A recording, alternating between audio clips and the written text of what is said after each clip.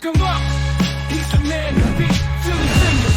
Never taste defeat. Tables tremble when he steps to play. Pocket kings. Clear a pass all day. I encourage you all to like and subscribe to my channel, as your support is truly appreciated. After every 1,000 new followers, I'll be doing a random drawing to give away free items. To enter, simply subscribe, like, and share this video from either YouTube, Facebook, Instagram, or TikTok. Keep watching until the end, where I'll show some of the products I'll be giving away. Now on to the video. Philly Fingers here. Today I want to discuss the APA captains and skill level manipulation. In the competitive world of amateur pool, the American Pool Players Association stands out for its popular league format and unique handicapping system, known as the equalizer. This system is designed to allow players of all abilities to compete on a level playing field. However, within this system, a persistent belief exists that team captains can and do employ specific techniques to keep their players' skill levels artificially low, thereby gaining a competitive advantage. While the idea of a captain as a puppet master, skillfully manipulating handicaps, is compelling, the reality is far more complex and less glamorous.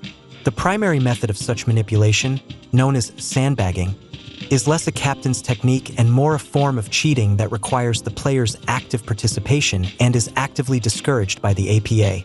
The equalizer system is the foundation of APA league play. It assigns players a skill level from 2 to 7 in 8-ball and 2 to 9 in 9-ball based on their performance.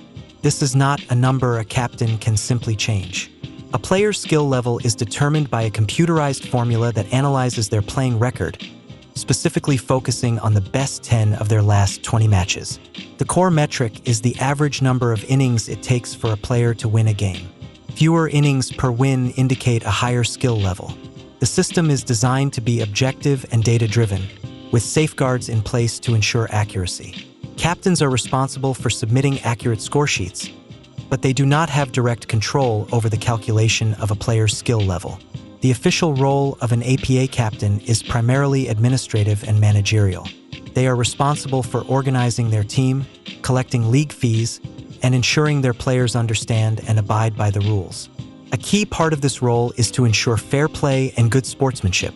The APA team manual outlines these responsibilities, and they do not include any mention of managing or manipulating player handicaps. In fact, the captain's duty to uphold the rules puts them in direct opposition to any attempts to cheat the system. So, where does the idea of captains keeping skill levels low come from? It stems from the practice of sandbagging. This is not a technique exclusive to captains, but a deceptive strategy a player can employ. A player can intentionally miss shots to prolong a game, thereby increasing their innings per win average and keeping their skill level down. A captain's role in this would be one of collusion rather than direct manipulation. A captain might encourage a player to sandbag, or they might coach them during a match to play defensively and unnecessarily prolong games. The most direct way a captain can contribute to sandbagging is through dishonest scorekeeping. By not marking a player's intentional misses as defensive shots, the inflated inning count is submitted to the league, and the player's skill level remains artificially low. I've seen firsthand how captains try to manipulate the APA skill level algorithm. They will call unnecessary timeouts, believing that, similar to a high inning count, this helps keep a player's rating from increasing. At times, they will even have a player miss a shot on purpose to extend the game. For example, a captain might give a player intentionally bad advice, such as suggesting a low-percentage bank shot over a more makeable one, knowing the player will likely miss. I've also witnessed a captain deliberately not call a timeout when their lower-skilled player, on the verge of winning the match, is about to scratch and lose the current game. The captain allows the loss to happen because they want to extend the match. Their fear is that if the lower-skilled player wins in a sweep, the algorithm is more likely to raise their skill level. Another common practice is manipulating matchups. For instance, a captain might avoid matching their skill level 2 against anyone higher than a 3. The rationale is that a 2 playing against a 2 or 3 is less likely to trigger a skill level increase. However, if that same player were to face and defeat a 4, 5, 6, or even a 7, it could expose their true ability and lead to their handicap being raised. These are just a few of the many tactics I've observed over 10 years of playing in the APA. During that time, I've played in 7 different regions and been on 30 different teams, which has exposed me to the strategies of my own 30 captains as well as those from countless opposing teams. However, the APA is well aware of sandbagging and has implemented several measures to combat it.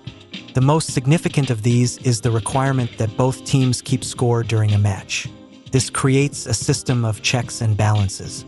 If one team scorekeeper is inflating the inning count, the other team scorekeeper can dispute it. Furthermore, the APA has a handicap advisory committee that can review a player's performance and adjust their skill level if it is deemed to be inaccurate. Teams and players found to be manipulating skill levels can face penalties, including disqualification from tournaments. In conclusion, the notion that APA captains have a toolbox of techniques to keep their players' skill levels low is largely a myth. While a captain can be complicit in a player's attempts to sandbag, they do not have direct control over the handicap system.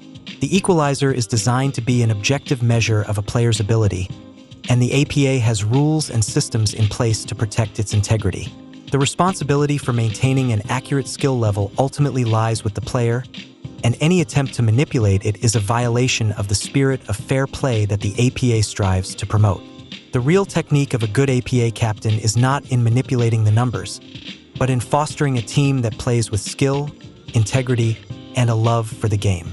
If you disagree, explain why in the comments below. Thanks for watching.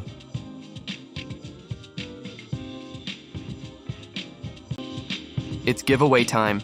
Let's dive into the products which can elevate your game. J-Flowers cues for every shot. First up, we have the best break possible with the J-Flowers JFBK2 break cue. Once those balls are scattered, transition seamlessly to your standard playing cue, the sleek Saber 3 Black Lizard.